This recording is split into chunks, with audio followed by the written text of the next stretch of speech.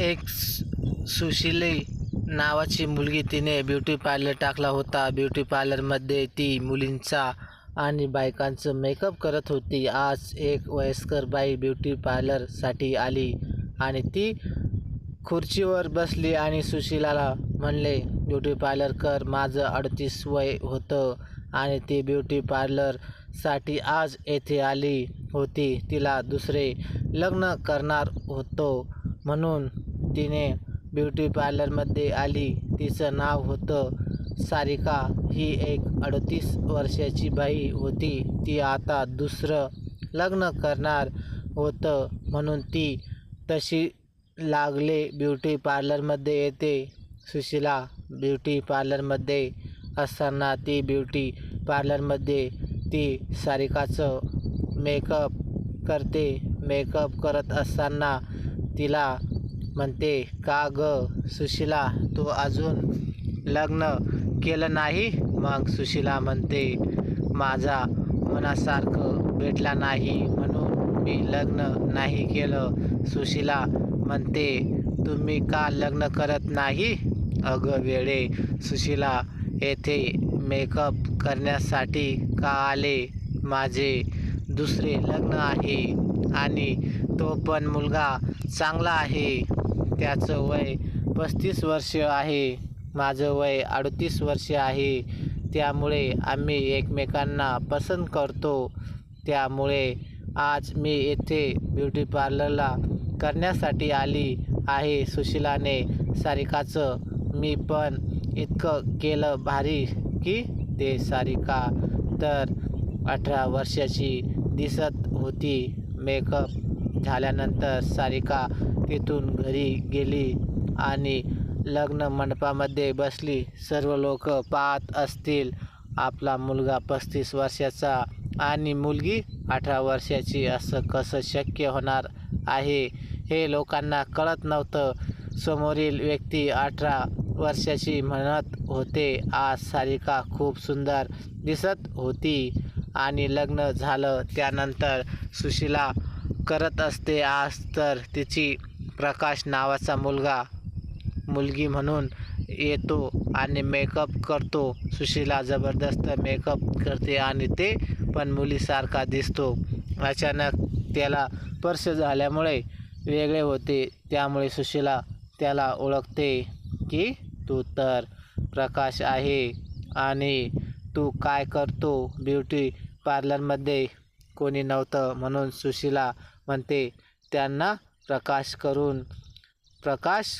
म्हणतो, सुशिला मी तुला खूप प्रेम करतो पण तुझ्याकडे हिंमत झाली नाही. उशिला म्हणते, मी पण प्रेम करते तुला, मग तू काय सांगितलं नाही अजून? सुशिला, प्रकाश तू पण सांगितलं नाही मला अजून. आज ब्युटी पार्लरमध्ये असताना मधून दार लावून घेतात आणि त्यांचं प्रेम कथा रूममध्ये चालू होता. सर्वप्रथम सुशिला आणि गळ्यात हात घालून एकमेकांना जोरामध्ये गळ्यात पडते. त्यानंतर त्यांचे प्रेम चालू होतं. त्यानंतर प्रकाश निघून जातो आणि दुसऱ्या दिवशी प्रकाश येतो. सुशिला म्हणतो, लग्न करशील का माझ्यासोबत? कारण सुशिला ही एकटीच असते. तिला कोणीही नसतं. आई वडील लहान असतानाच वारलेले असतात आणि प्रकाशचे पण आई वडील वारलेले असतात. प्रकाश पण एकटाच असतो. मग हे दोघं लग्न करतात. लग्न झाल्यावर ब्युटी पार्लरमध्ये सुशिला असते आणि बाहेर कंपनीमध्ये काम करतो. आकाश नावाच्या मुलाला प्रेम करते सुशिला आणि मी बाहेर असतो कामामध्ये आणि मी पण आकाश नावाचा मुलगा मला प्रेम करत असते. हे प्रेम जास्त पुढे जात असतं कारण सुशिला दिवस गेलेले आहे. सुरेश घरी नसताना सुशिला दिवस कसं काय गेले हे घरी आल्यावर कळत. दोघांमध्ये खूप भांडण लागतात आणि दोघेही वेगळं राहायचा विचार करते. दोघे वेगळे होते. सुशिला आता दुसरं काहीच नाही, फक्त आकाश नावाचा मुलगा प्रेम करते. आता आकाश पण तिच्यापासून दूर जाण्याचा प्रयत्न करतो. आकाशला नेहमी फोन लावत असते पण सुशिला चुपचाप आकाश फोन उचलत नाही. सुशीला आता काहीच करता येत नाही, कारण नवरा सोडला आणि दुसऱ्याला धरलं ते पण विसरून गेला. काही दिवसांनी सुशीला पार्लरमध्ये असते आणि सर्वप्रथम सुरेश तिच्या पत्नीला घेऊन ब्युटी पार्लरमध्ये त्याच येतो. सुशीलाला म्हणतो, माझ्या पत्नीचे चांगले मेकअप करा मॅडम. सुशीला, कुठे होता सुरेश?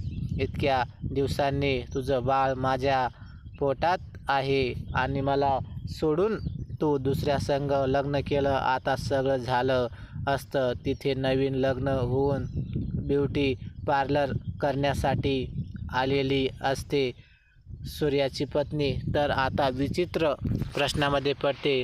सुरेश बोलतो, मॅडम काय बोलतात? ध्यानात आहे का तुम्हाला कोणी दुसरा असन तुमच्यासमोर? मुलांचा बाळाचा बाप मी नाही. या कथामध्ये सुरेशने तिने सोडून दिले आणि सुरेशसोबत लग्न करायचे विचार केला, पण सुरेशने पण दुसऱ्यासोबत लग्न केलं. सुशीला फक्त प्रेम केलं आणि त्यानंतर वापर करून सोडला. तर सुशीला आकाशला सोडून आता मरुस्तर पश्चाताप येत असतो, कारण तिने नवरा सोडला आणि दुसरा धरला. या कारणामुळे ते नेहमी पश्चाताप करत असते. तर मैत्रिणींनो आणि मित्रांनो, तुम्हाला कथा कशी वाटली कमेंट बॉक्समध्ये की कळवा. आणि व्हिडिओ आवडला असेल तर व्हिडिओला लाईक आणि शेअर करा. आणि अशाच नवनवीन कथा दररोज न चुकता ऐकण्याकरिता आमच्या चॅनलला सबस्क्राईब नक्कीच करा. धन्यवाद.